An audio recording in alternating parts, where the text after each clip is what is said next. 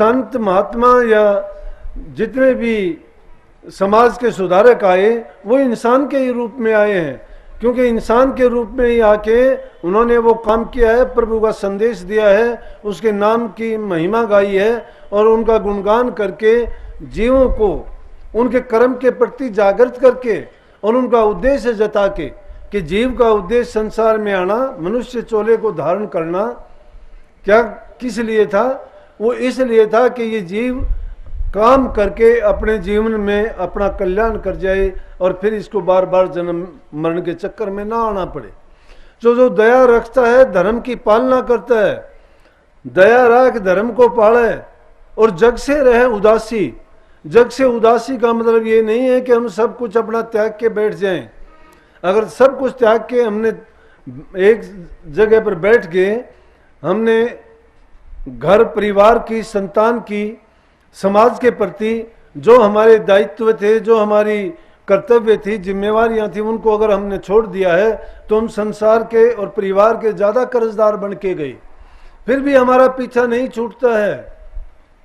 जग से उदासी का मतलब है, जिस प्रकार से गीता में उपदेश किया है, कर्म करते हुए अकर्ता हो जाएं। कर्म करते हुए भी उस कर्म को ये नहीं समझे कि ये हमने अपने लिए किया है। कर्म करें और भूल जाएं, भलाई करें, उसकी भी इच्छा ये नहीं करें बदले में कि उसको हमें इसका कुछ मिलना चाहिए। क्योंकि अगर ऐसी इच्छा हम करते हैं तो भी हम बंधन में हैं। अच्छा कर्म करने वाला सोने की बेड़ियों में बंध के आता है, बुरा कर्म करने वाला लोहे की बेड़ियों में बंध जाता है दोनों बंधन में। इसलिए बुरा तो कर्म हमें करना नहीं चाहिए। जो अच्छा कर्म करते हैं, भक्ति करते हैं या कोई पुण्य का काम करते हैं या किसी के कल्याण का काम करते हैं, उसको भी करके हमें ये दिमाग में कभी सोचना भी नहीं चाहिए, याद भी नहीं रखना चाहिए कि मैंने फलां काम कर दिया, मैंने दूसरे की ये भलाई कर दी या मैंने ये अच्छा किया है। जो इस प्रकार की अपनी नीति बना लेता है तो वो संसार से उदासीन हो जाता है। संसार में रहते हुए भी संसार का नहीं होता, संसार के सारे कामों को करता जाता है, लेकिन फिर भी उन कामों में उसकी किसी प्रकार की रुचि नहीं रह जाती है या वो किसी चीज़ को अपना नहीं मानता, अपनी है भी नहीं अगर सोचता है तो। हमने तो झूठी मेर जमाई हुई है, ये घर मेरा है, ये संतान मेरी है, ये भाईचारा मेरा है। कौन किसका है यहाँ? जब आए थे तो अकेले आए थे, जब जाएंगे तो अकेले जाएंगे, लेकिन हमारा कर्म अपने साथ जाएगा। जिसने गंदे मंदे चंगे कर्म किए हैं तो उनके अच्छा जीवन मिल जाएगा और जिन्होंने मंदे किए हैं उनको बुरा जीवन मिल जाएगा, लेकिन परिणाम जरूर मिलेगा। लेकिन जो भक्ति के रास्ते पर और सच्चाई के रास्ते पर चला है, जिसको पूर्ण गुरु मिला है, जिसने नाम की दीक्षा देके जीव को भेद समझा दिया निज घर जाने का, तो वो सच्चाई के साथ जग से उदासीन होके नाम की कमाई करते हुए वो अपने जीव का कल्याण करता है और वो फिर मुड़ के संसार में नहीं आता है। तो निश्चित रूप से ये कहा है कि अपना सा जीव सब इनका जाने। हमारे से पाप, जुल्म और अन्याय कब होता है? जब अपने जैसा जीव हम दूसरे का नहीं जानते। अगर कोई भी पाप कर्म करने से पहले हम सोच लें और यह हमारे दिल में ख्याल आ भी जाए कि अगर जो इसके साथ व्यवहार किया जाता है ये हमारे साथ किया जाए तो क्या हम उसको बर्दाश्त कर सकते हैं? नहीं कर सकते, कभी भी नहीं कर सकते। अरे दूसरे जीव को मारते हैं, मारते वक्त देखा करो, कोई बकरा काटता है, कोई तीतर कबूतर काटता है, कोई मुर्गे काटता है। जब किसी का गला काटा जाता है तो उसको कितना तकलीफ होती होगी, वो कितना फड़फड़ाता होगा, उसकी भाषा हम नहीं समझते, वो कितना मेहमाता होगा। और वो उसमें उसके लिए कोई प्रार्थना करता होगा कि परमात्मा तुम इसको इनाम देना, तुम इसको अच्छी सी जगह देना या इसको सुखी रखना। नहीं, उसके मन से उसकी आह निकलती होगी। जिंदे जी जो अगर मारा जाता है उसको पता है तू मारा जाएगा, नहीं देखते हो तो देख लेना।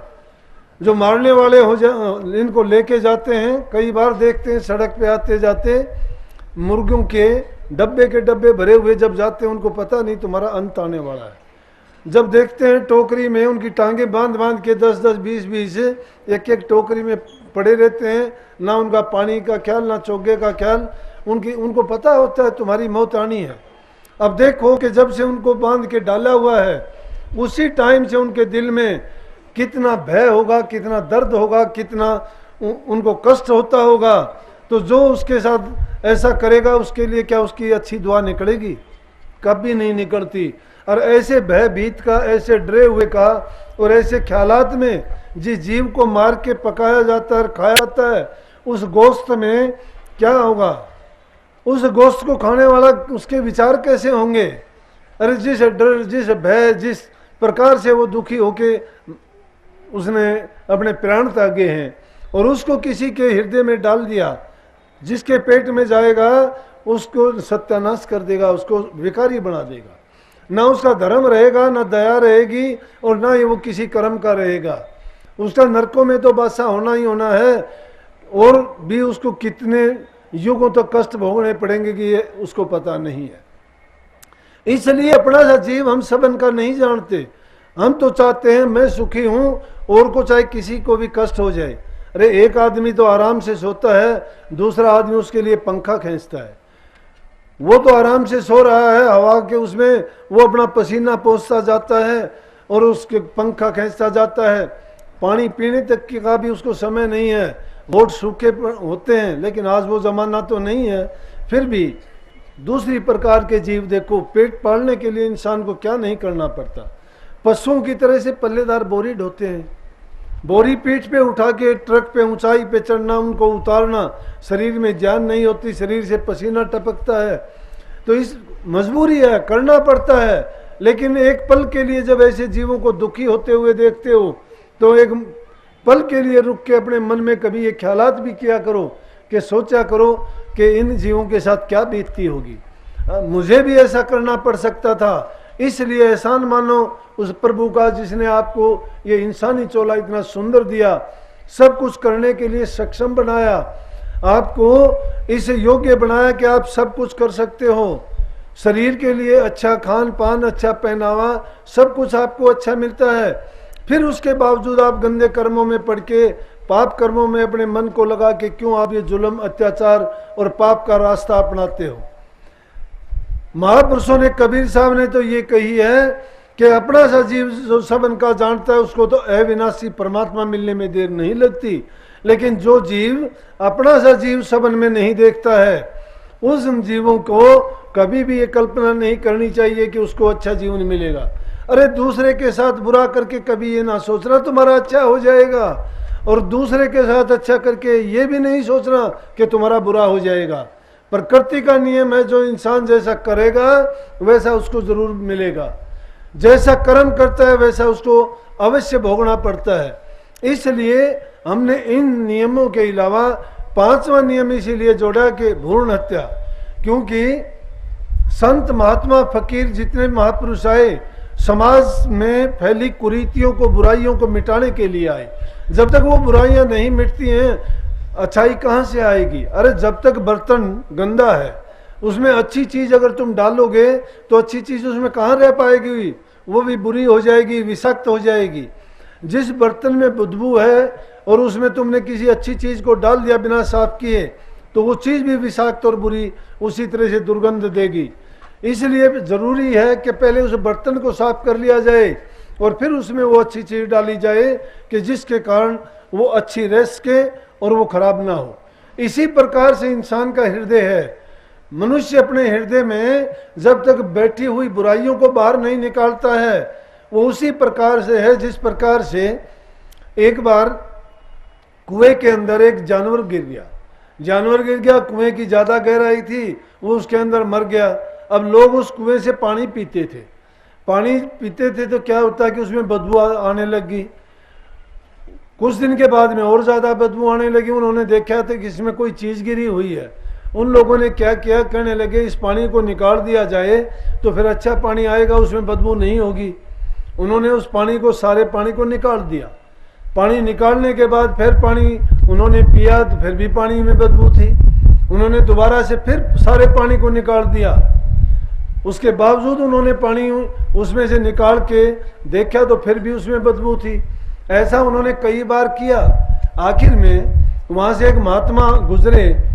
महात्मा उनसे कहने लगे भाई क्या बात है? बोले, कहने लगे महात्मा जी क्या बताएं, कि इस कुएं के अंदर पानी हमने कई बार निकाल लिया और पानी में बदबू है।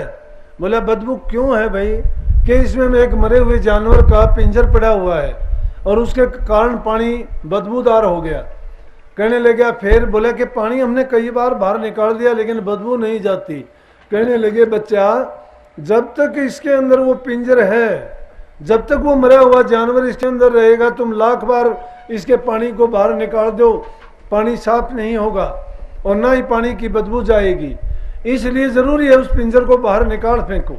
तो पिंजर क्या है? ये कुआं इंसान का हृदय है और पिंजर इसमें डाली हुई बुराइयां हैं। जब तक उन बुराइयों को हम बाहर नहीं निकालते हैं तब तक हमारे कर्म इंद्रियों के द्वारा, हाथों के द्वारा, आंखों के द्वारा, जबान के द्वारा, कर्णों के द्वारा, जितने भी हमारी कर्मेंद्रिय और ज्ञान इंद्रिय हैं उनके द्वारा हम वो सब बदबू इनमें आती रहेगी।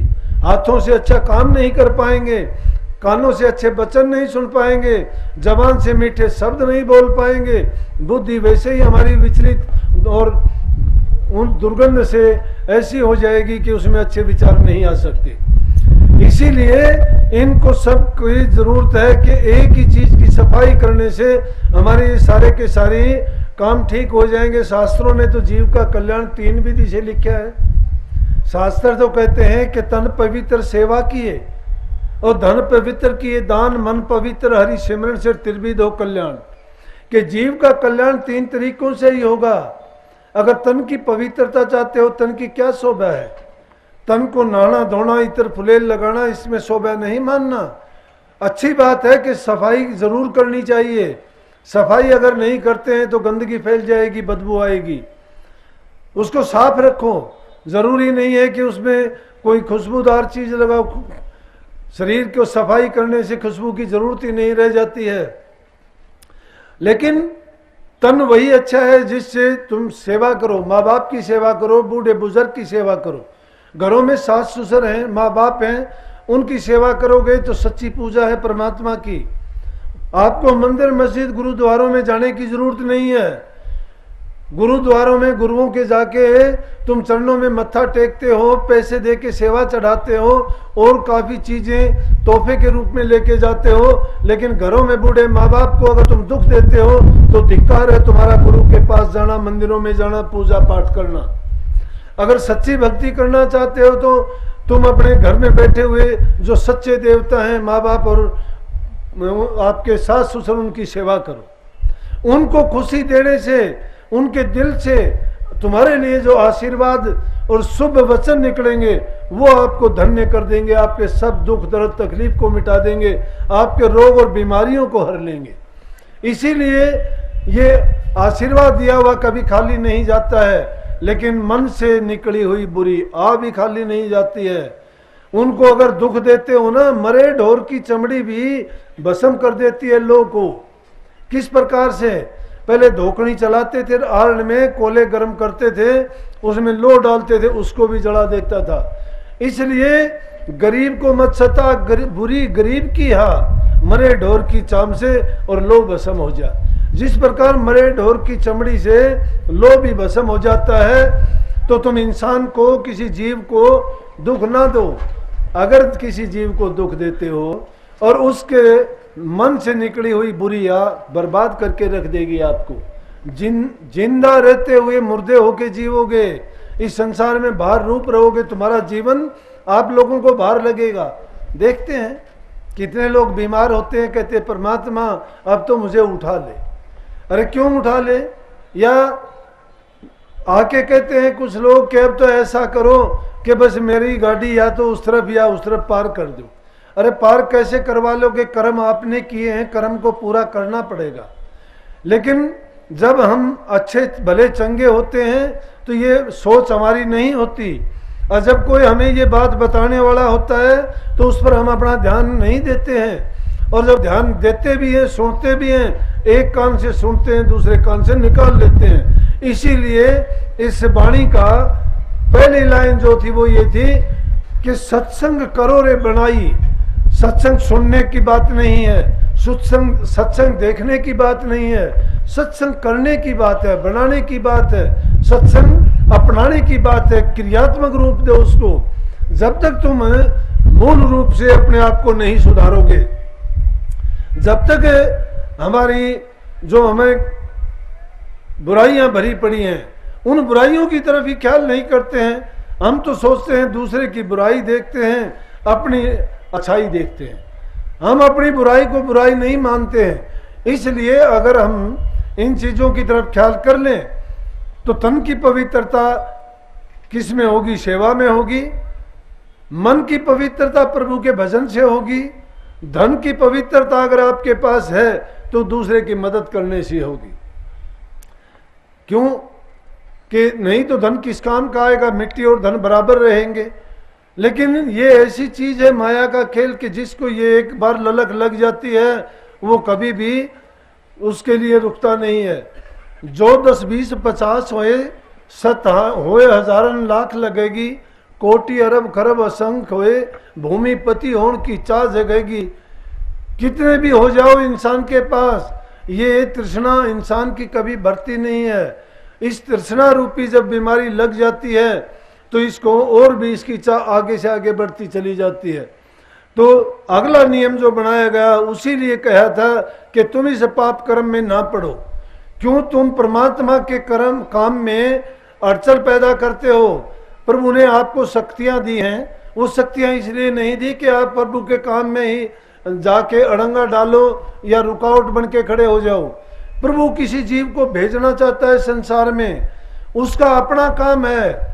वो जीव अपने कर्म को लेके आता है, क्या पता उसने कितना अच्छा काम करना है, लेकिन संसार में आने से पहले ही जब उस जीव को हम खराब कर देते हैं, उसका वो जीवन बर्बाद करके रख देते हैं। हमने अपने लिए तो पाप कमाया वो कमाया, लेकिन क्या पता संसार के और कितने जीवों के लिए हमने और ज़्यादा पाप कमा लिया है। क्योंकि जो उसने नेक काम संसार में आके करने थे उन कामों पर हमने रुकावट डाल दी है, बाधा डाल दी है। वो काम तो होगा लेकिन हमने अपनी तरफ से वो करके और एक बहुत बड़ा पाप कमाया है। इसलिए ऐसे जो पाप रूपी चीज है जिसको करने से इंसान का हृदय इतना मलिन हो जाता है कि फिर उसको इस चीज का भेद ही नहीं रहता, वो फिर तो इंसान को भी मार के खा सकता है। क्योंकि जीव हत्या जब कर दिया तो और करने वाला भी, उसको देखने वाला भी और उसको जानने वाला भी बराबर के भागी होते हैं। एक अकेला भागी नहीं होता है, कभी ये समझते हो? तो उस अन्याय को करने वाला भी, जो डॉक्टर ऐसा काम करता है वो भी पापी है, जो करवाता है वो भी पापी है, उसकी माँ भी पापी है, उसका पिता भी पापी है। इसलिए उस जुल्म को होने से रोकें, नहीं तो ये समाज के लिए कैसा रोग होगा, आने वाली पीढ़ियों के लिए शायद ये कल्पना ही बंद हो जाएगी कि दुनिया चलेगी या नहीं चलेगी। माता के रूप को नहीं जानते, इंसान से भी ज़्यादा शक्ति माताएं लेके आती हैं। इंसान तो उन चीज़ों को बना नहीं सकता, लेकिन माताओं के गर्भ से ही तो ये सभ्यता फलती फूलती और पैदा होती है। एक भी ऐसा नहीं है कि इंसान एक भी कोई बच्चा पैदा करने के लायक हो या कर सके, लेकिन ये माताएं हैं जिनमें ये शक्ति है कि वो कितने ही जीव आप जैसे बना के संसार में लेके आते हैं। इंसान से ज़्यादा काम करती है, इंसान से ज़्यादा उनमें शक्ति है, इंसान से ज़्यादा भक्ति है, इंसान से ज़्यादा उनका हर काम में आगे बढ़ चढ़ के जो काम करती हैं। फिर दिक्कत किस बात की है? हमारे समाज में लालच की। और वो लालच किस रूप में है? दहेज के रूप में। कन्या कोई पैदा होने से किसी पर कोई ज़्यादा भार नहीं, बल्कि भार क्यों समझते हैं माँ बाप? एक गरीब माँ बाप होता है, उसके घर में कन्या पैदा हो जाती है, माँ बाप अपना सब कुछ लगा के उसको अपनी तरफ से पूरी कोशिश करता है, शिक्षा भी देता है, अच्छा खाने पीने को भी देता है, उसको 15-18 साल तक पाल पोस के बड़ा भी करता है। शादी का टाइम आता है तो उसको फिर दर दर की ठोकर खानी पड़ती है। जिस किसके पास जाता है लालच भरी दृष्टि से देखता है और कहता है कि मुझे ये कार चाहिए, बंगले चाहिए, पैसे चाहिए, गहने चाहिए, नोट चाहिए। कन्या का कोई जिक्र नहीं है, वो उसकी न सुंदरता की, न गुणों की, और न ही उसको एक अच्छी लड़की की या औरत की ज़रूरत है। वो तो शादी किस चीज़ से करते हैं? शादी करते हैं उस लड़की को उनके बदले में तोलते हैं कि लड़की तो जरूर हम लेंगे, लेकिन इसके साथ हमें कार, कोठी, बंगले, धन दौलत और ये चाहिए। जिसके पास देने के लिए नहीं होते वो बेचारा अपनी लड़की को क्या कहे और क्या बताए। शादी करने में उसको जो परेशानी कठिनाइयाँ आती हैं वो दहेज नहीं दे सकता तो फिर अपने आप को लानत देता है। वो माँ बाप कहते हैं कि हमारे घर में ये क्यों पैदा हुई, उसको फिर अभिशाप मानते हैं, दुख का रूप मानते हैं, फिर उसको कहते हैं कि इससे अच्छे पैदा नहीं होती। उस लड़की को ताने सुनने पड़ते हैं और इसीलिए फिर ये इंसान बड़े से बड़ा जुल्म कर देता है। अब लड़कियां ऐसी हालात कई बार होती है, सबके ख्याल विचार एक जैसे नहीं होते, या तो घर छोड़ के निकल जाती हैं या कई मौत को गले लगा लेती हैं। ऐसी परेशानी जब आ जाती हैं तो रोजाना के जो सुनते हैं देखते हैं, लेकिन उसके बावजूद भी हम ये नहीं समझते हैं जो पैसे के दहेज के लालची हैं वो सबसे ज्यादा पापी इंसान है। इसलिए भक्ति के मार्ग पर तो बाद में चलोगे, पहले इन चीजों से तो आप निजात पालो। जब तक इन चीजों को हम अपनाए हुए हैं, इन चीजों को नहीं छोड़ते हैं, अच्छे समाज की कल्पना करना गलत है। जब समाज हमारा उन्नत होगा, समाज में ये समझ आ जाएगी तो ये भ्रूण हत्याएं नहीं होंगी। फिर क्या होगा कि प्रभु की भक्ति का ही गुणगान होगा। जब बुराइयां छूट जाती हैं तो अच्छाई को अपनाने की जरूरत नहीं होती है, धर्म को अपनाने की जरूरत नहीं, पाप कर्म को छोड़ दो धर्म रह जाता है। अन्याय और न्याय क्या है? अन्याय अगर ना हो तो न्याय ही रह जाता है, अगर पाप हो ही नहीं तो धर्म ही धर्म है। सतयुग का नाम सतयुग क्यों था? कि पाप कर्म नहीं थे, सत्य ही सत्य था। त्रेता क्यों हुआ? कि एक भाग उसमें पाप अड़ गया, इसलिए त्रेता नाम पड़ गया। द्वापर क्यों बना उस युग का? टाइम वही था, समय वही, चक्कर क्या है कि सिर्फ उसमें पाप कर्म बढ़ता चला गया। त्रेता में एक हिस्सा पाप का बढ़ा, द्वापर में दोनों आधे आधे हो गए, और कलयुग में तो नाम कलयुग का ही है।